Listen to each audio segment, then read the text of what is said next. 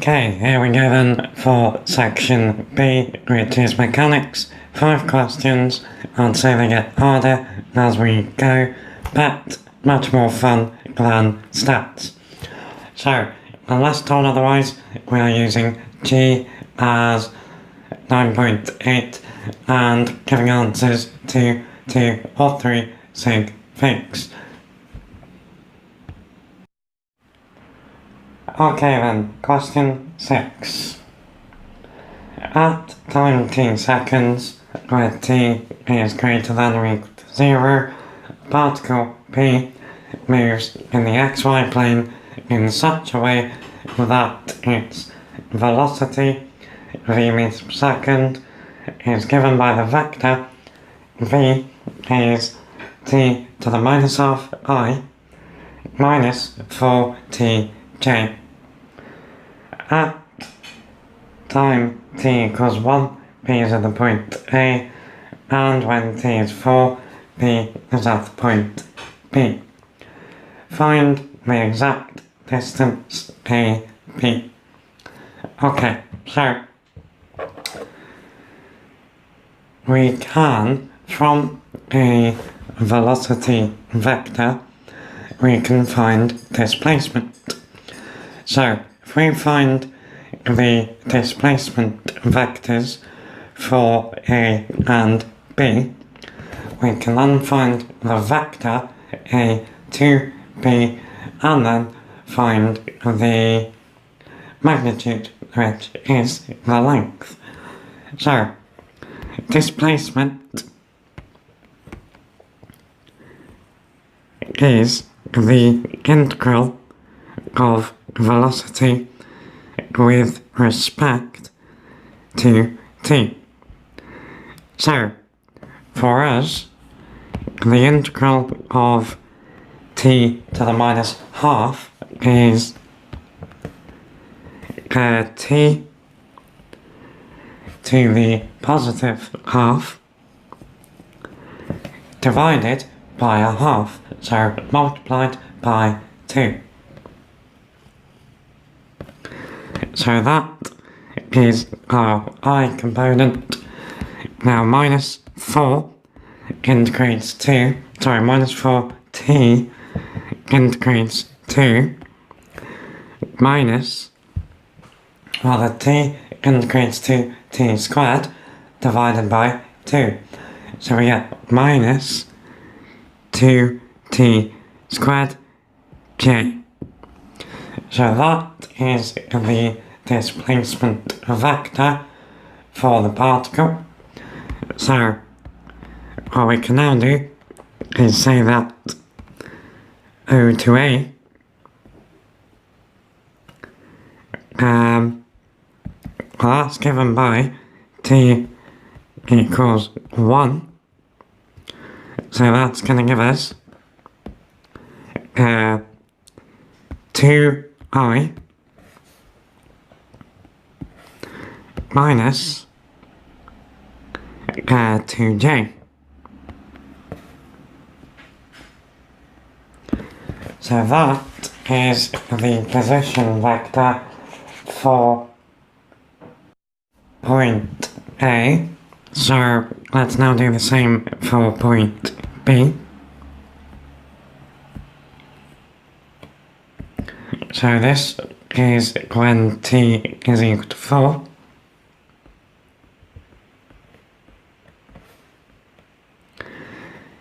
Now that is going to give us,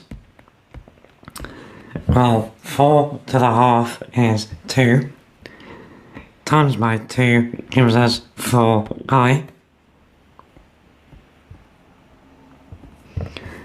and then 4 squared is 16, times 2 is 32. So we get 4i minus 32j. From that, we can work out A to B. So that's OB minus OA. So that's going to give us 2i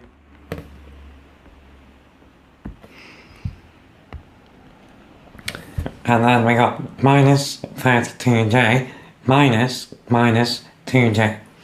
So that's minus 30j.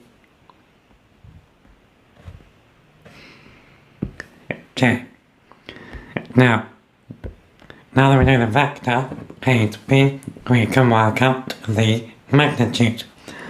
So the magnitude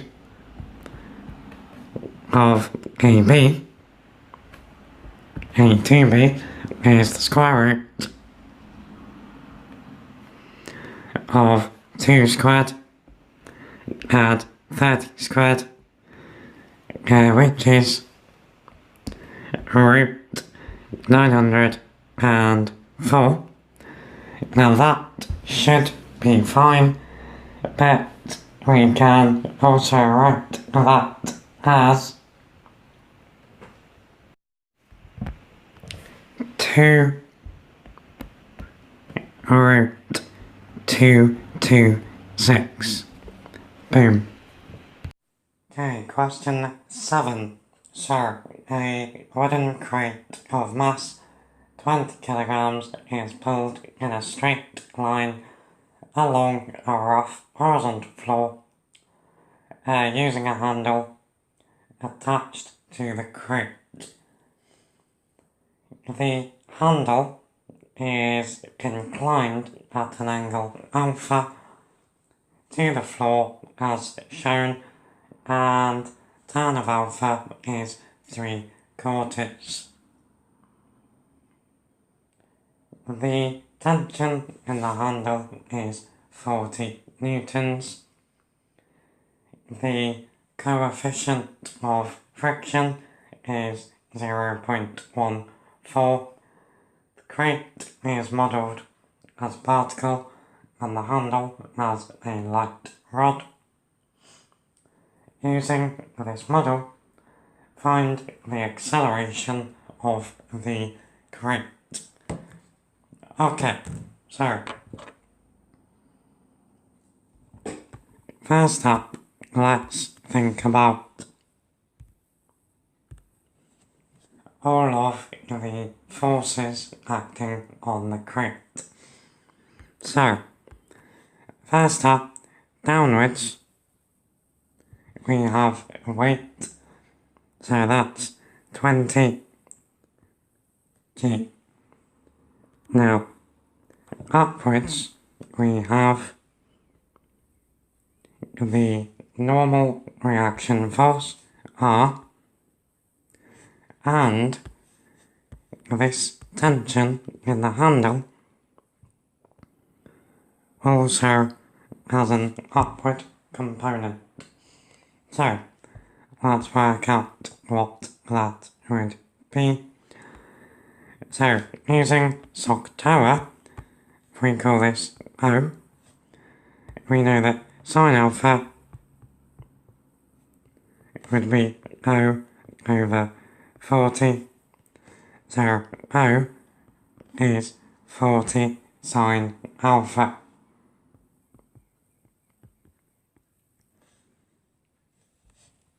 Okay, so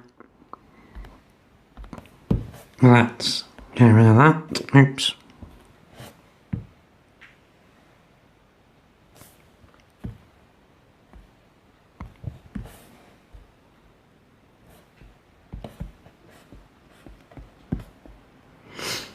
Now, very similarly, we can work out the horizontal.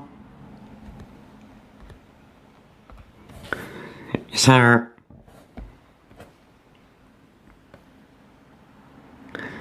we call that the adjacent for now. We know cos alpha is equal to A over 40. Therefore, A is 40 cos alpha. So, Now we know the components of the tangent.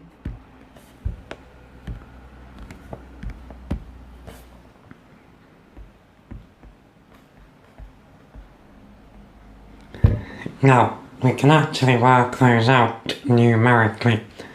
We know that tan of alpha is 3/4. So, using a right angle triangle,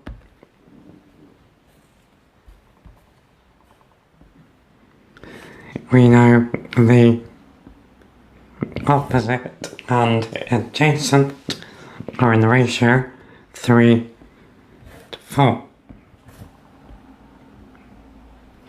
From that, we can work out the hypotenuse using Pythagoras.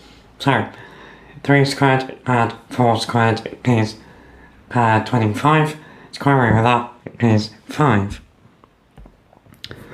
So, sine alpha is 3/5, which is 0.6. Cos alpha is 4/5, which is 0.8. So,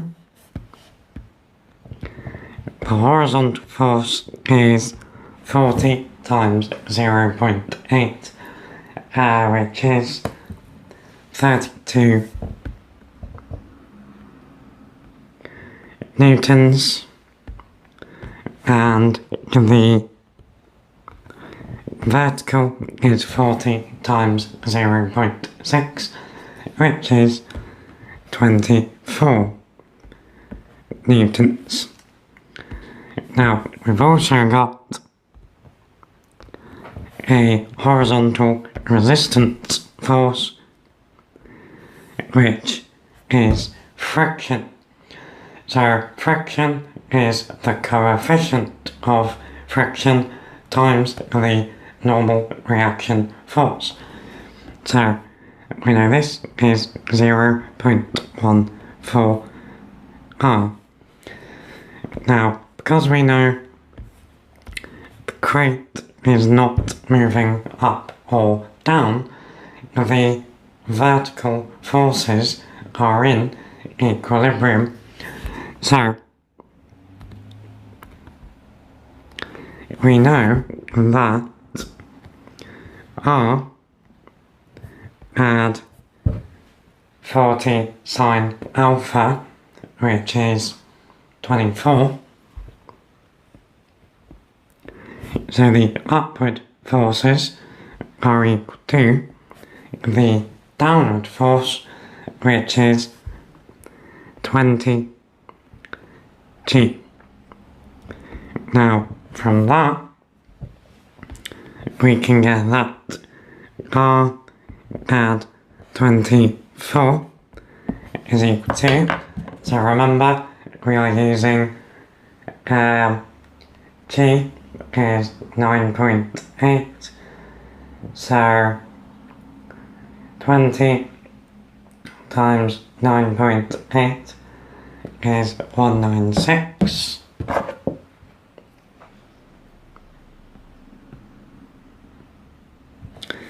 So, R is equal to, take the 24 away, and we get 172 newtons. So the normal reaction force is 172 newtons. Now, we can now work out friction. So friction is 0.14 times 172 And that is going to give us 24.08 newtons. So, we now know this resistant force is 24.08 newtons. Now we know that the crate overall is moving to the right. Now, we know the two horizontal forces. We also know force is mass times acceleration. So here, that's 20 A. Now, we also know that same force is 32 newtons minus to the overall force is 32 minus the resistant force of 24.08.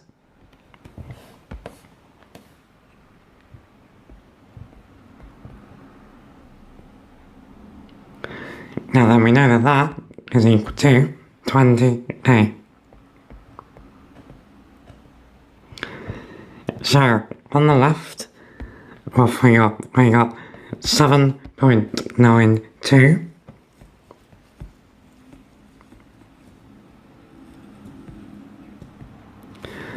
So divide by 20.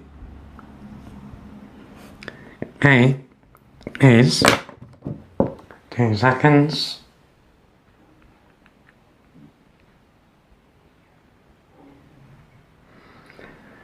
.396. And that's acceleration, so meters per second squared. Boom. Okay, now part B, 2 marks. The crate is now pushed along the floor using the handle. The handle is again inclined at same angle alpha to the floor, and the thrust in the handle is 40 newtons as shown. So we want to explain briefly why the acceleration of the crate would now be less than in part A. Okay, so if we are now pushing the crate with the handle like this, there is now downward force acting through the handle on the crate. So an increased downward force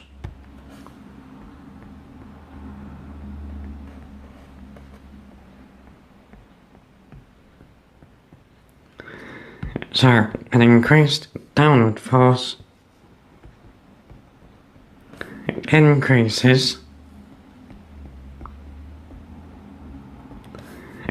friction,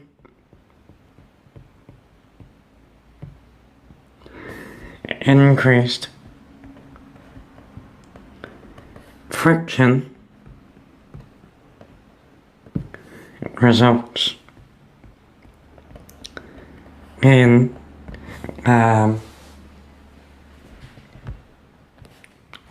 less acceleration.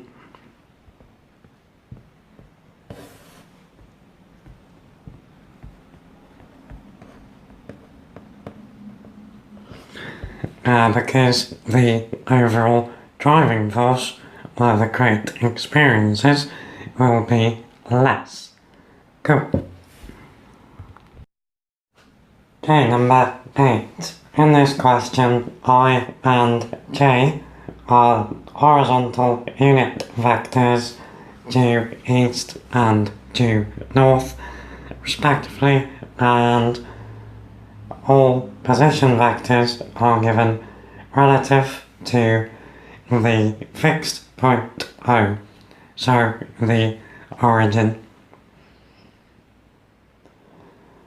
A particle P moves with constant acceleration. At time t equals 0, the particle is at O and is moving with velocity 2I minus 3j meters per second. At time t equals 2 seconds, P is at the point A with position vector 7I minus 10j meters from the origin. At A, show that the magnitude of the acceleration of P is 2.5 meters per second squared. Okay, so this is a job for Suvat. We know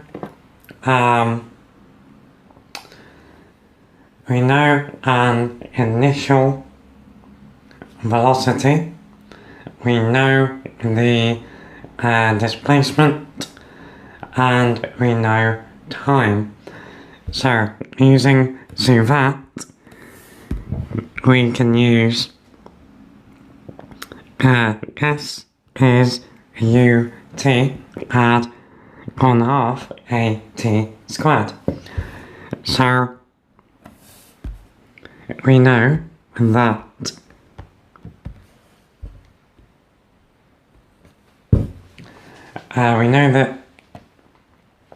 S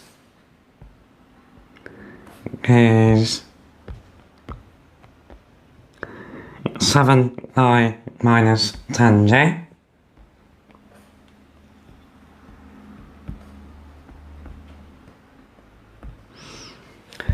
We know the initial velocity at t equals 0 is 2I minus 3j.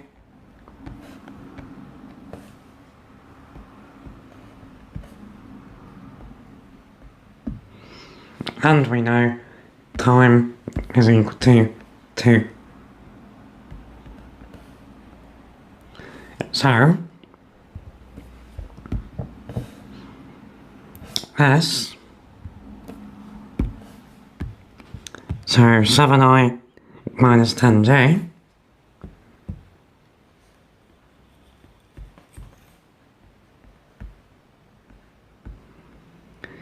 is equal to ut, so that's 2u, so 4I minus 6j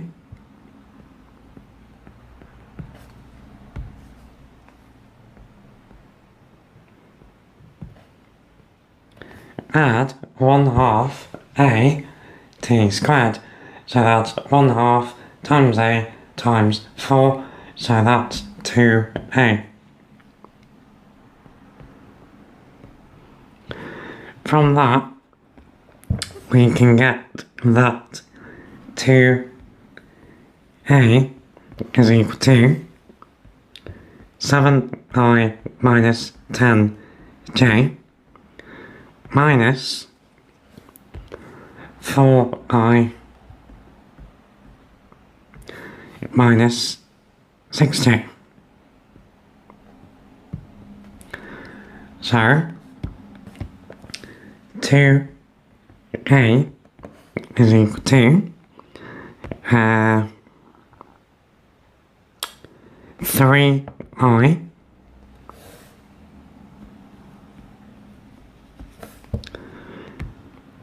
and then we got minus 10j minus 6j, so that's going to be 4j. Sorry, no, it's going to be minus 4j.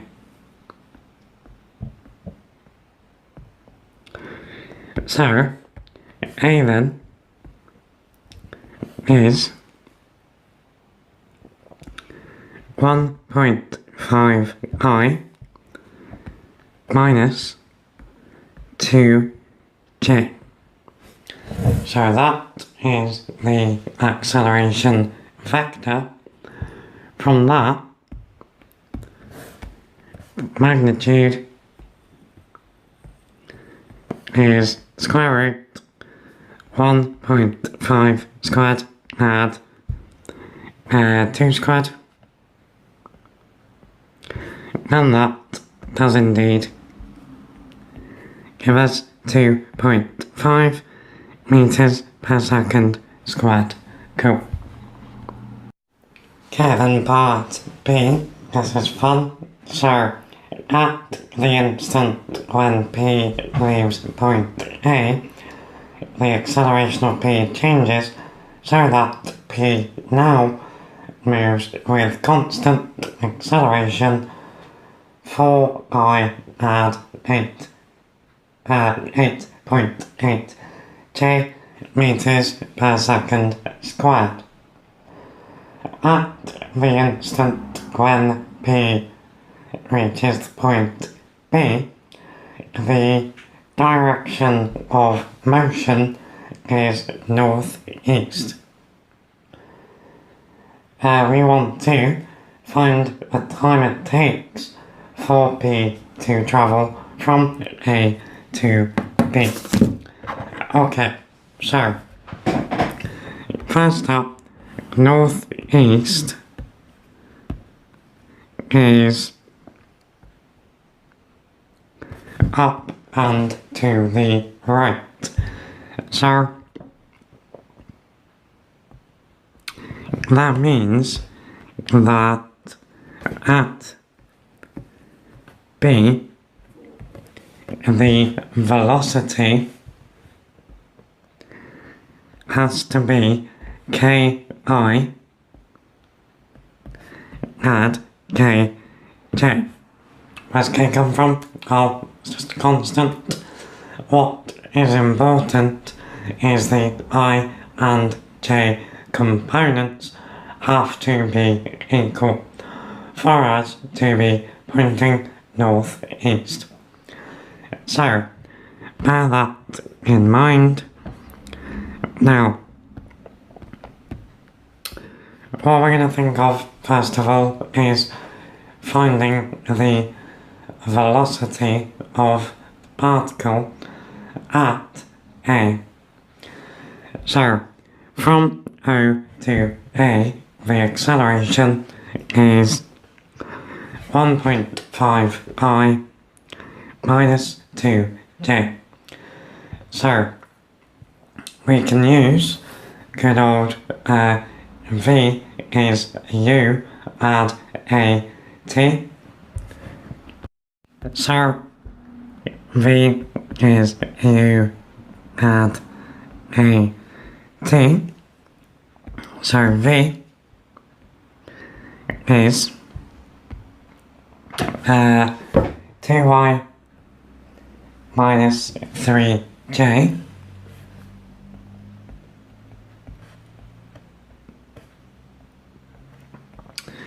add 2 lots of the acceleration, so 1.5i minus 2j.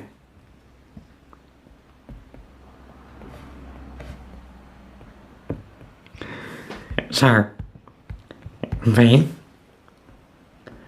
is 2i minus 3j add 3i minus 4j. Now that is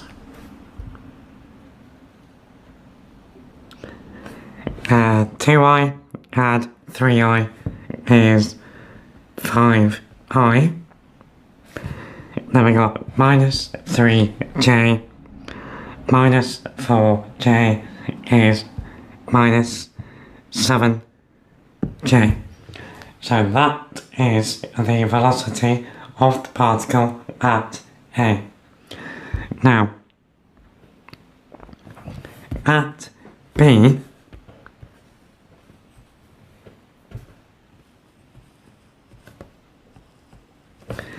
we know, well now, we are going to use the velocity at A as our initial velocity here. So u is equal to 5i minus 7j. Now we know A, our acceleration, is equal to 4i add 8.8j.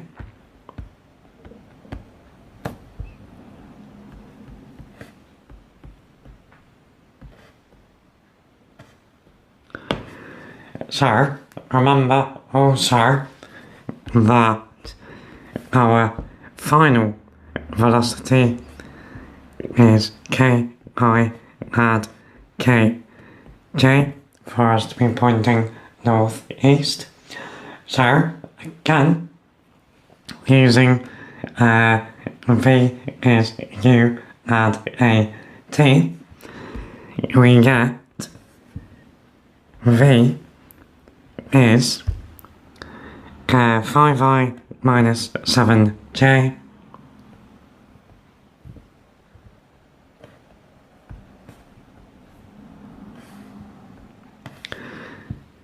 add t times the acceleration. So we get 4ti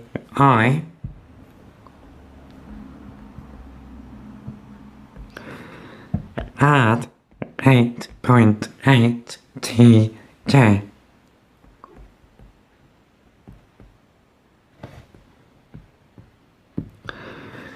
Now this is 5 add 40i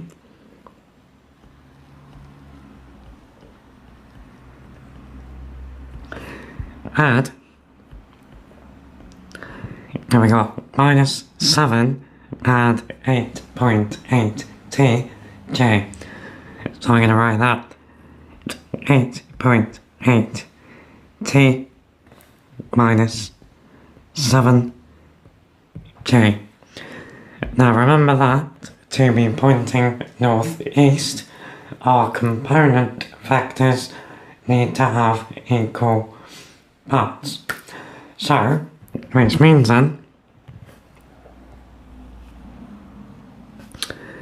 5 add 4t is equal to 8.8t minus 7. So now we just need to solve this. So add 7, take 4t, we get 12 is 4.8t, therefore t is 12 over 4.8, which is 2.5 seconds. Cool. Okay, question 9, another barrel of laughs. So a plank AB of mass m and length 2a rests with its end A against a rough vertical wall. The plank is held in a horizontal position by a rope.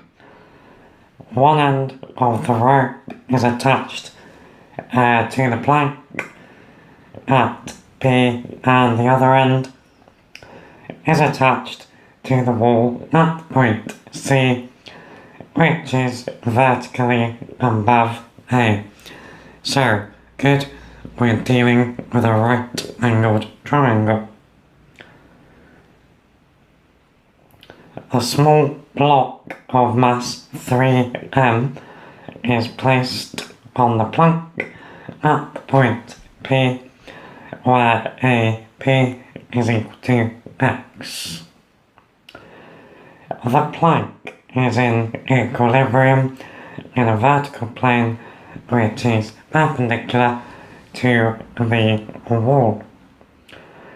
The angle between the rope and the plank is alpha, where tan alpha again is 3/4, as shown in figure 3.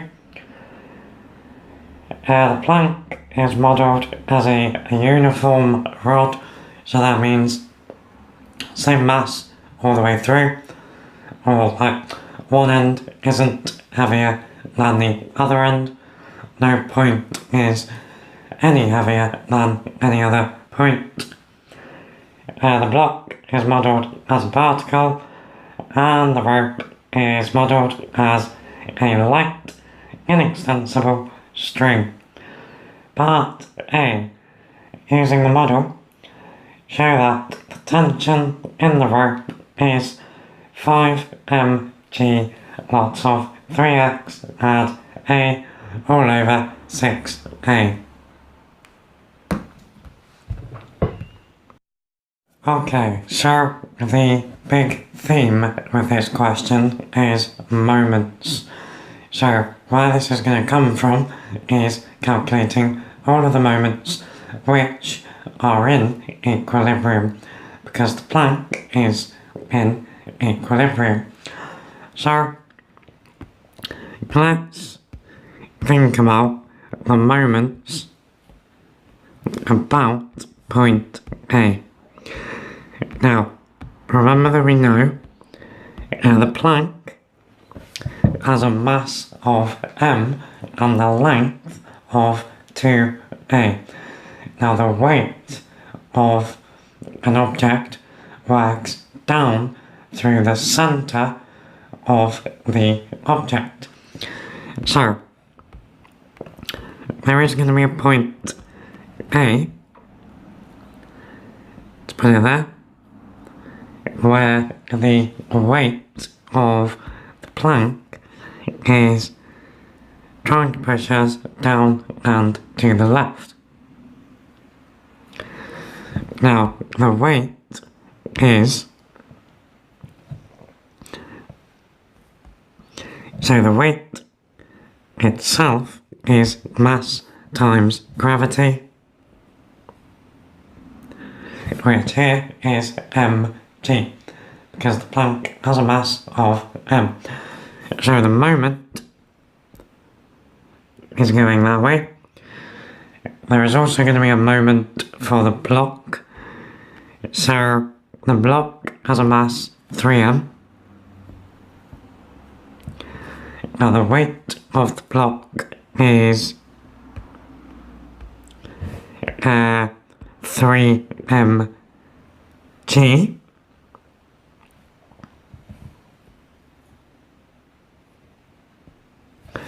Now again, the moment of that is trying to push the plank down and to the left. So, to calculate a moment, you do the force acting perpendicular to the object times the distance from the pivot. So, here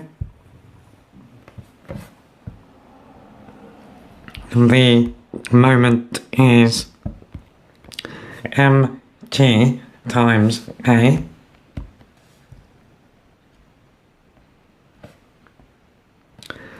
for the block. The moment is 3mg,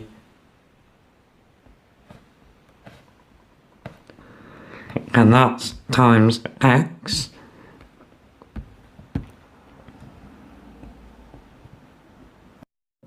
Okay, so those are both of our moments working downwards and to the left. The other moment is going to be over here. So the string is trying to pull the plank up and to the left. So what we need to do is work out the vertical component of force here. So let's do just that. So we know the tension in the string is T.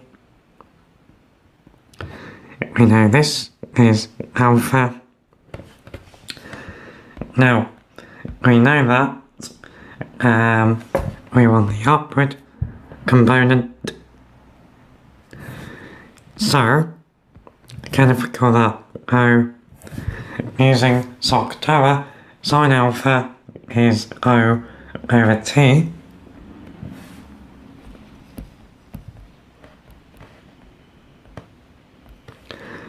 So, O is T sine alpha.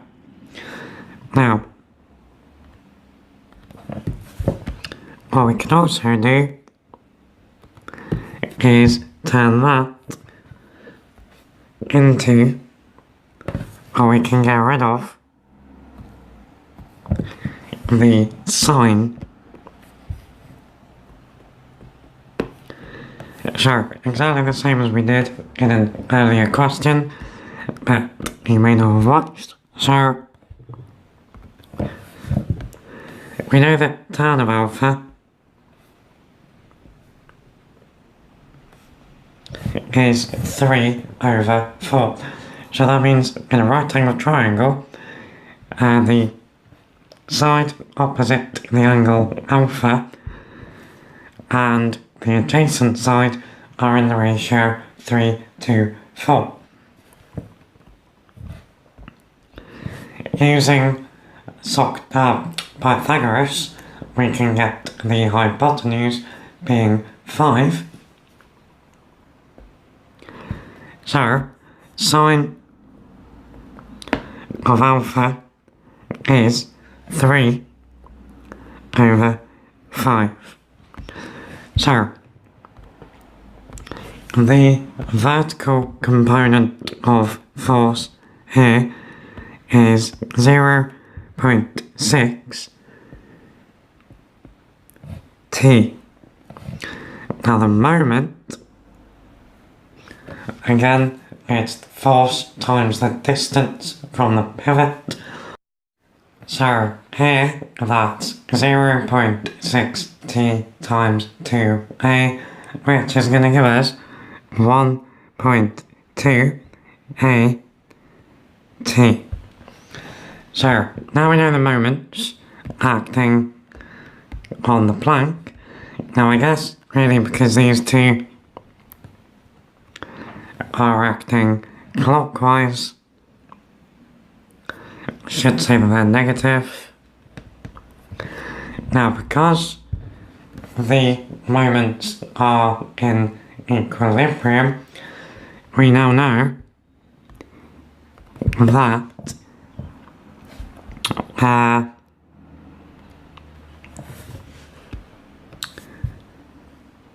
1.2 AT minus MGA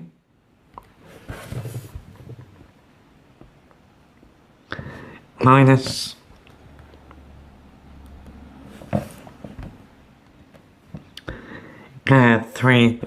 3mgx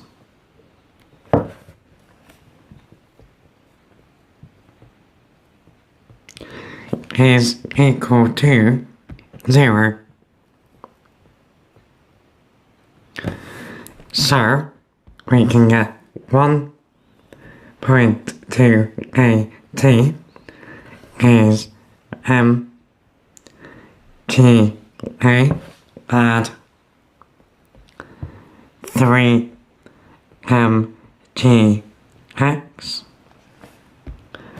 1.2at is mg times a add 3x. Starting to take form, divide by 1.2a, t is mg times a add 3x over 1.2a. Now, compare that to what we want. We want a 5 mg on top and a 6a on the bottom, which is good because now we just multiply the top and bottom by 5. So t is indeed 5 mg. A add 3x all over 6. A. Boom. Okay, then for part B, we're told the magnitude of the horizontal component of the force exerted on the plank at A by the wall is 2 mg. Part B, for 2 marks, wants us to find x in terms of A. Okay, so these things might seem completely unrelated, but let's have a little think. So, the wall is pushing the plank to the right. Now we know the magnitude of that force is 2 mg. Now the string is pulling the plank in to the wall, so that's pushing the plank to the left. Now we know from work we did earlier that that force is, well, cos of alpha would equal the force over tension, so the force is tension times cos alpha. So we know from this guy that cos alpha is 4/5. So this horizontal force is T cos alpha.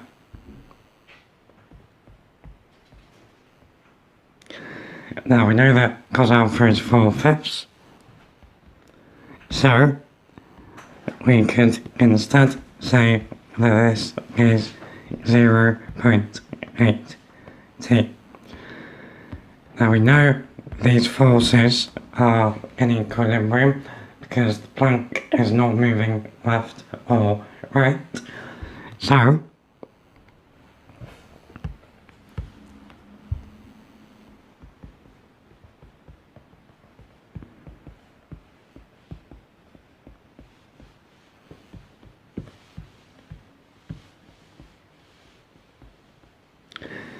that means then that 2 mg is equal to 0.8 T. Now 2 mg is equal to 0.8 times this guy.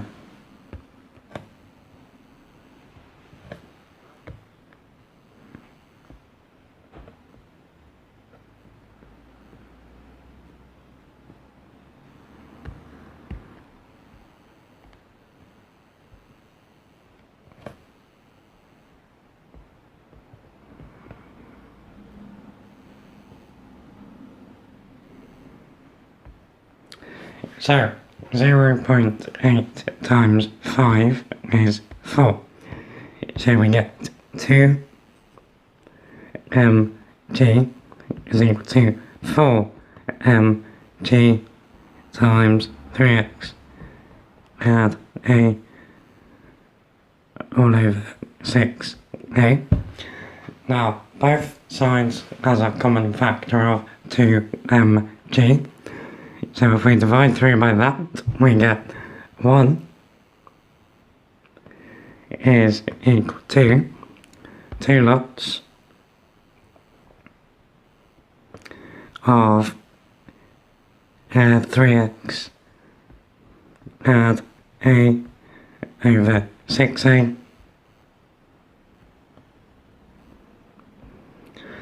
multiply through by 6a and expand the brackets, we get 6a is equal to 6x add 2a,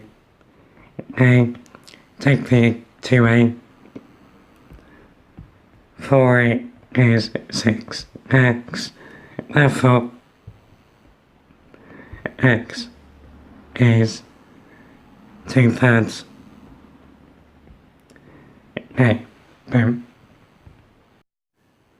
Okay, next up, the force exerted on the plank at A by the wall acts in a direction which makes an angle of beta with the horizontal part. C, 5 marks.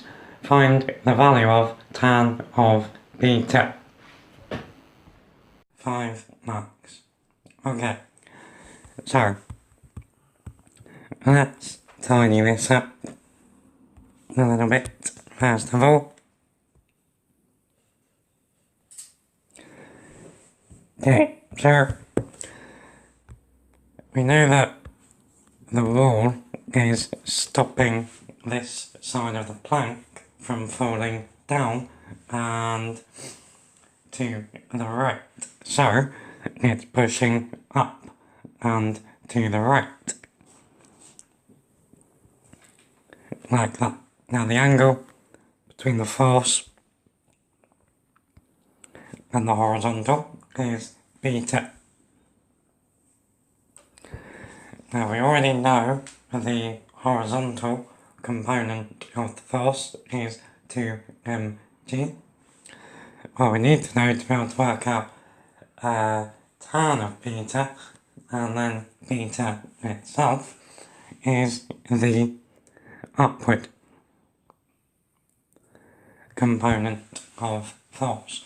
So for now, let's call that big Y. So now at this point, there is an upward force acting on the plank that we are calling Y. Now, if we now think about the moments around B, then again they are in equilibrium. So remember, there's a moment through the midpoint of the rod at A. So in terms of point B, that's now trying to push us down and to the right. So this moment again is A G. Now we also know that X is 2/3 A. So if the distance between point A and the block is 2/3 A, then the distance from the block to B is 4/3 A.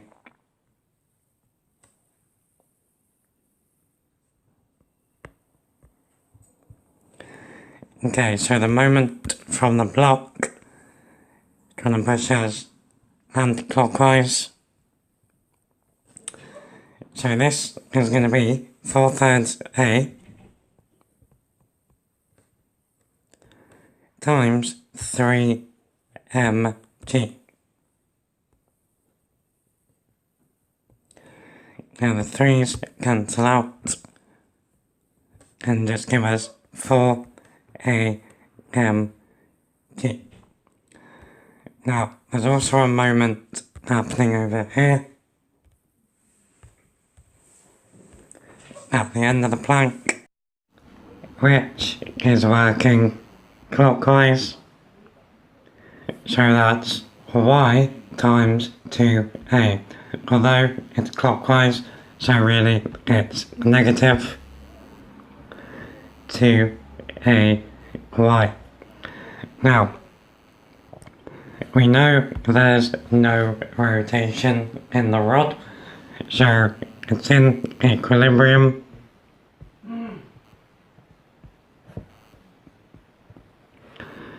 So that means then that the moments added up equal 0. So AMG add 4AMG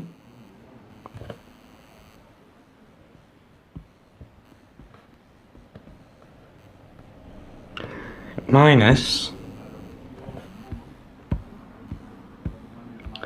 2ay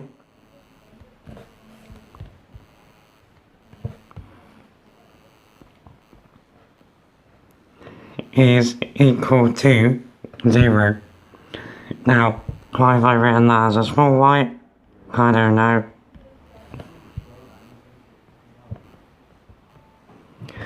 Now, what we can do for that is get an expression for y.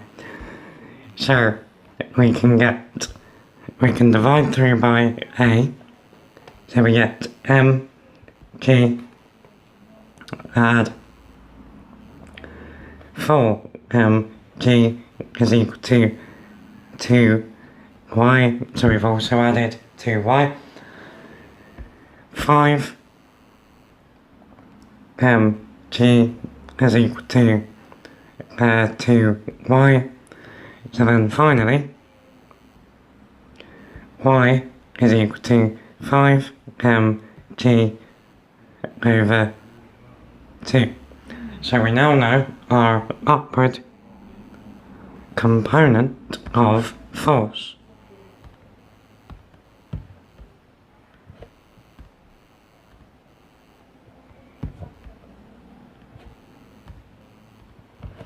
So this is 5mg over 2. So now we're in a right angle triangle where we know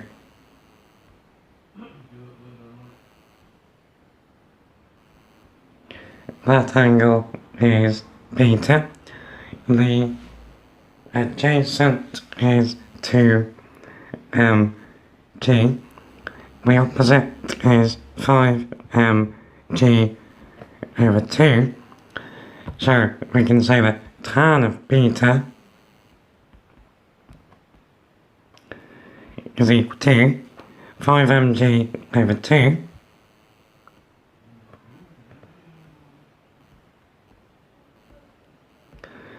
over 2mg.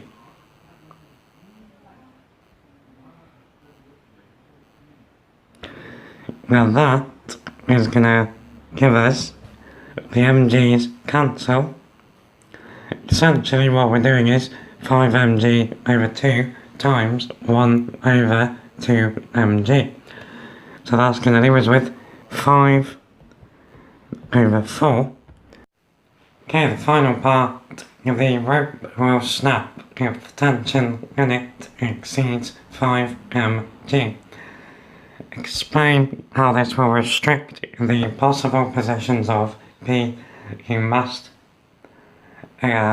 justify your answer carefully.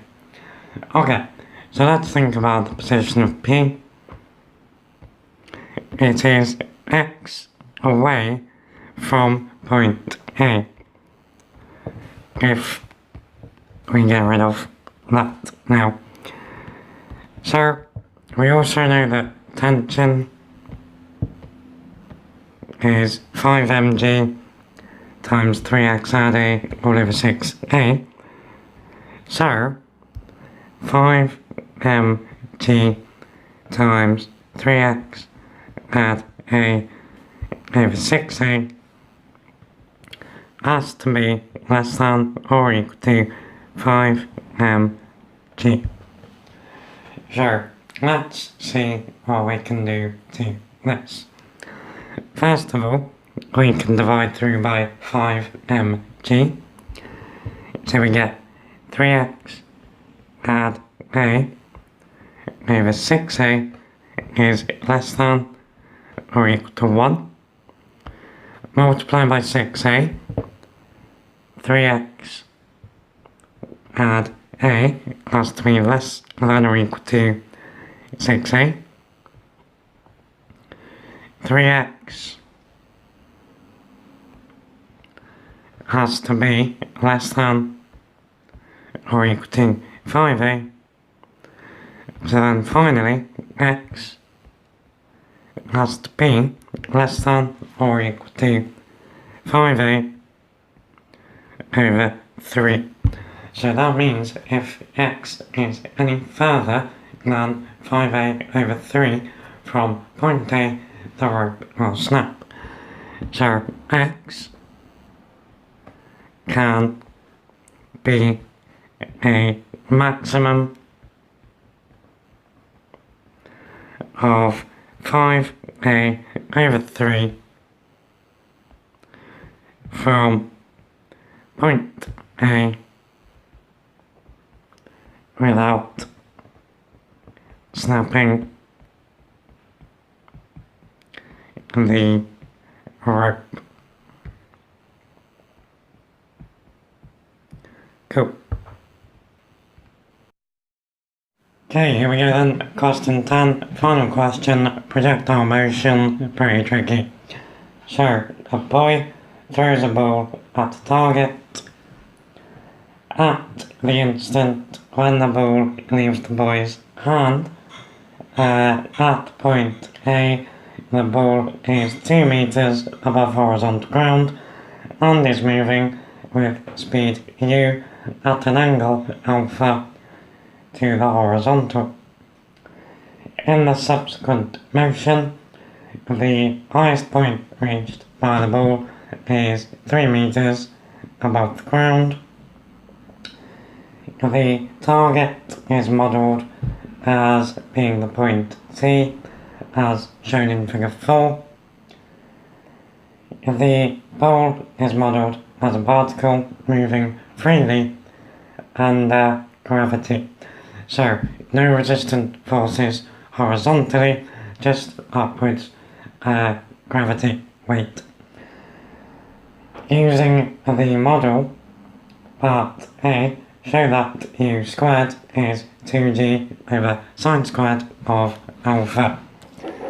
Okay, so the motion then, u, or the vector u, has two components, vertical and horizontal. So, let's go over here where we have more room. So, there's u, there's our horizontal component, and there is our vertical. So, this angle is alpha. Beta was last question. So, we know then, this is u. Now, using SOHCAHTOA, as we've done in 2 or 3 questions already, we can say the vertical component is u sine alpha, and the horizontal is u cos alpha. Okay, so let's now think about what else we know. So we know the maximum height. So at this point, the vertical displacement, so let's see which bits of that we know. We know the vertical displacement is 1. We're 1 above where we started. We know the initial velocity in y is u sine alpha. We know final velocity in y is 0. At the maximum it stops going up. We know acceleration is minus g, and we don't know the time. So what we do know though is that using that,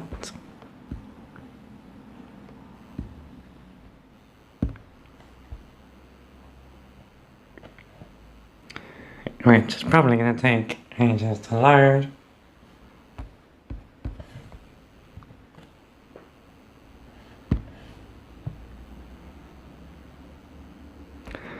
Okay, using that,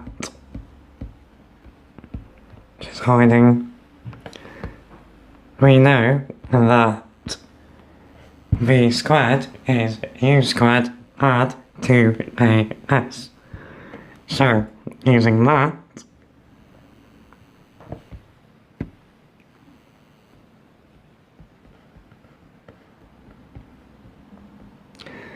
well, v squared is 0, u squared is u squared sine squared of alpha, 2as is 2 times minus g times 1, so minus 2g. From that we can get u squared sine squared alpha is equal to 2g, and then finally u squared does indeed equal 2g over sine squared alpha. Cool. Okay, now part B, 9 marks. So let's do this. The point T is at a horizontal distance of 20 meters from A and a height of 0.75 meters above the ground. The ball reaches T without hitting the ground. Find the size of angle alpha. Okay, so at the point T, let's do that for the x and y components of motion. So, we know we are 20 meters horizontally from A. So the displacement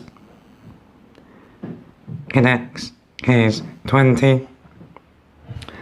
Now we know that the initial speed along x was u cos alpha.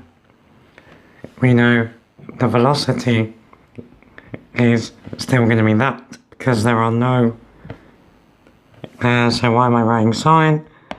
Because it's moving freely under gravity, so no resistant forces. We know because of that acceleration is equal to 0. Now we don't know the time, but we do know for both components time is going to be the same. So the time, let's just call it t.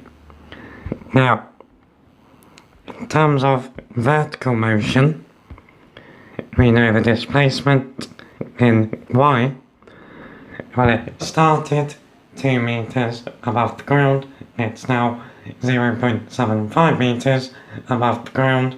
The displacement then is minus 1.25 or minus 5/4.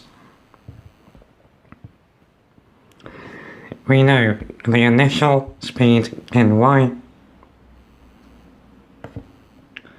was u sine alpha. We don't know what the final velocity is here. We know that acceleration is minus g, and again we know that time is equal to t. So, given that t is a common component of both, let's see what we could do with suvet. So, let's think about horizontal motion first of all. So, in our horizontal motion, a is equal to 0. So we could get s is ut.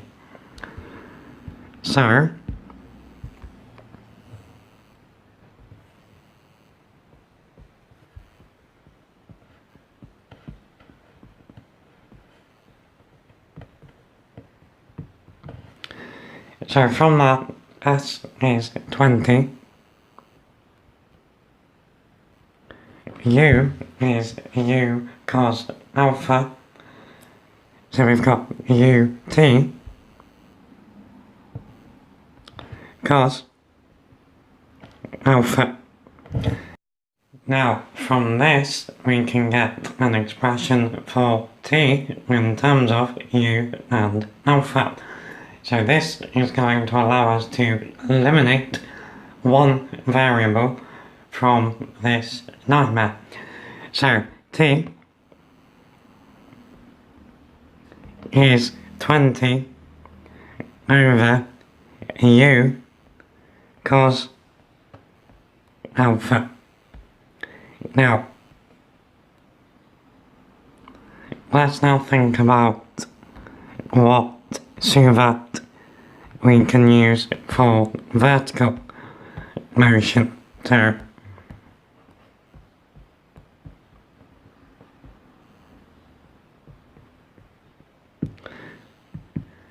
let's have a little think about what we know again.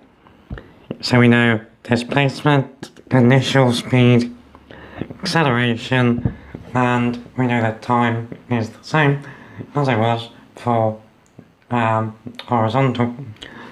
So we can use S is ut at 1/2 at squared. So S is ut at at squared over 2. So that's going to give us minus 5/4 is equal to ut sine alpha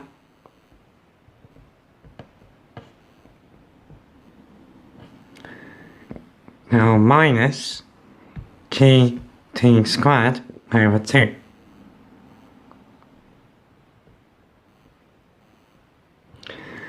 Now, substituting in what we have for t, 20 over u cos alpha, we can get minus 5/4 is equal to u sine alpha times 20 over u cos alpha. So that's good. Those u's are going to cancel out. So that makes us happy. And then we got minus g over 2 times t squared. So 20 squared is 400. And then on the bottom, we're going to get u squared cos squared alpha.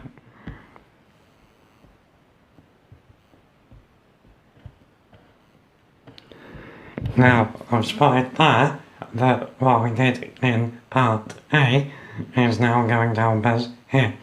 Remember that we know u squared is equal to 2g over sine squared alpha. But one thing at a time. So we can make this part a lot nicer.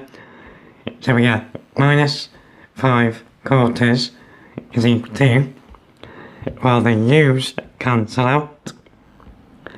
So we get 20 sine alpha over cos alpha. That's 20 tan alpha.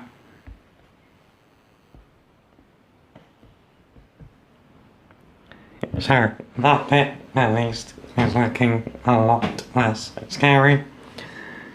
And then over here, we've got minus g. Now let's cancel out that 2. So then we got 200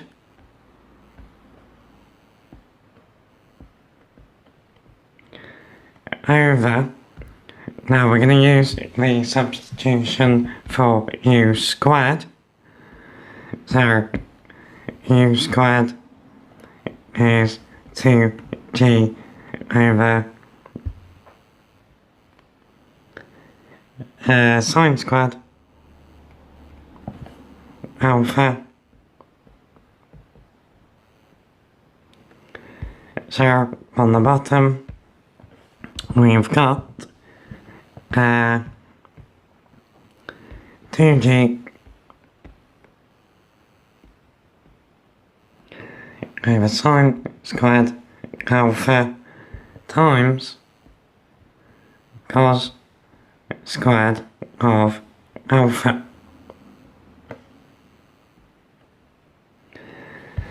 Now on the bottom, that is going to give us, so we got minus 5 quarters is equal to 20 tan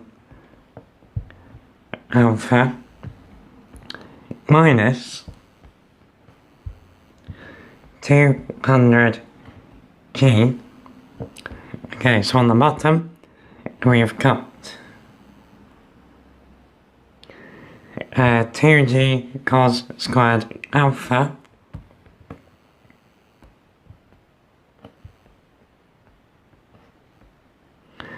over sine squared alpha.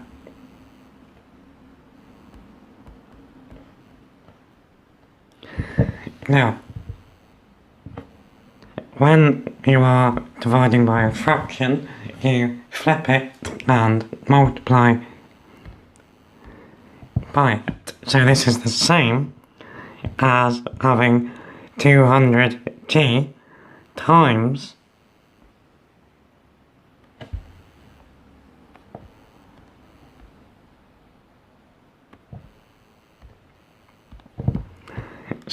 times sine squared alpha over 2g cos squared alpha. Now, sine squared alpha over cos squared alpha is tan squared alpha. So we're multiplying by tan squared alpha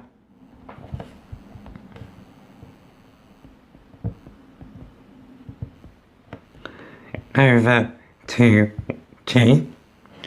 So, we've now got minus 5 quarters is equal to 20 tan alpha minus, now the 2g cancels out with a 2g on top, so 200g divided by 2g is 100, so we go minus 100 tan squared of alpha. Okay, so it's now a quadratic in terms of tan alpha. So let's get everything on the same side, so we can get 100 tan squared alpha minus 20 tan alpha minus 5 quarters is equal to 0. If we multiply by 4, 400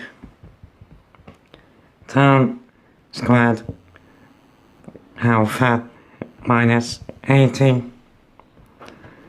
tan alpha minus 5 is equal to 0. Divide through by 5.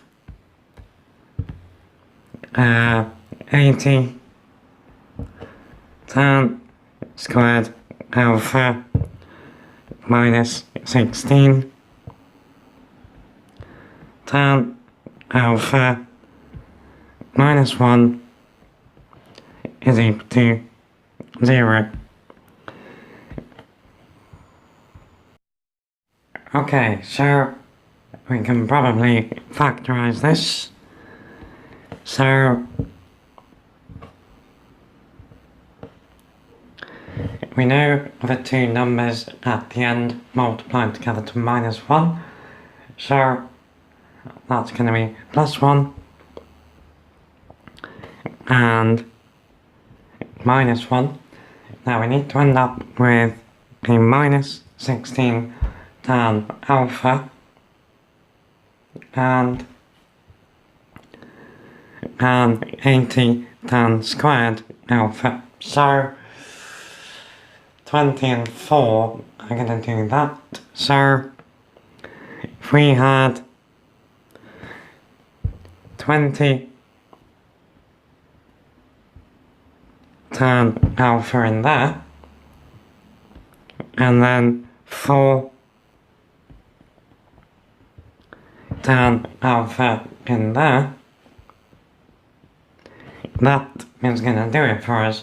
Minus 1 times 20 tan alpha is 20 tan alpha.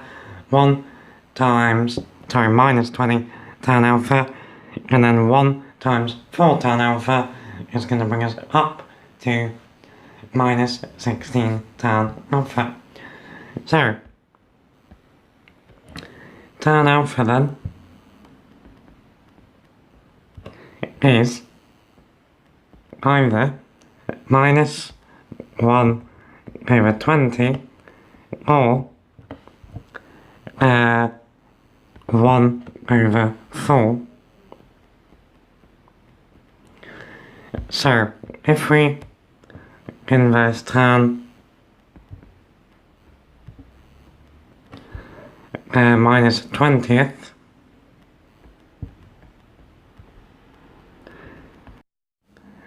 about minus 2.9. Now obviously a negative angle makes no sense. To get from solution to solution with tan, you add 180 degrees.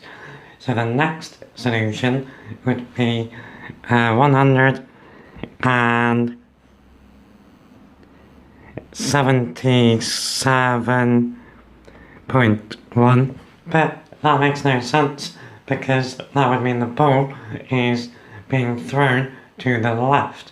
We know that alpha needs to be between 0 and 90. So this is a load of rubbish. Inverse tan 1/4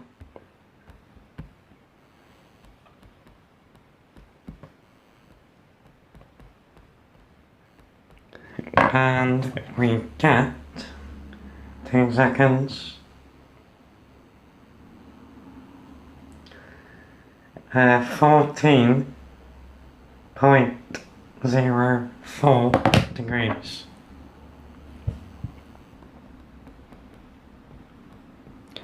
And there it is. Boom. Part C, classic sort of question, wants us to state one limitation of the model that could affect our answer to part B. So, think about what we're doing in the model. The ball and the target are modelled as particles, so just points in space. In reality, that's not true. The ball will have dimensions, so the ball might only just skim the target, for example, not hit it full on. The target has dimensions, so there would be a range of points in space that the ball could hit to hit the target, not just this single point. Of course, we've assumed no air or wind resistance. The ball will be spinning, so that's gonna affect things. Anything along those lines, and you are cool. Okay, now for the final part of our adventure, we want to find the time taken for the ball to get from A to T. So, think about what we now know. We now know the angle. So, we also know that u squared is equal to 2g over sine alpha. So, we now know then that u is equal to the square root of, now let's call g 9.8, so it's root 2 times 9.8 over sine squared of 14. Now that should give you 18.3 meters per second.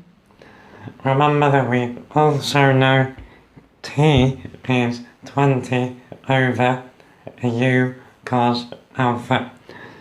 So T is 20 over 18.3 cos of 14, which to 3 sig figs gives us 1.13 seconds. And with that, the paper is done. Really hope it's helped, guys. Good luck in your exams. Take it easy. Take care.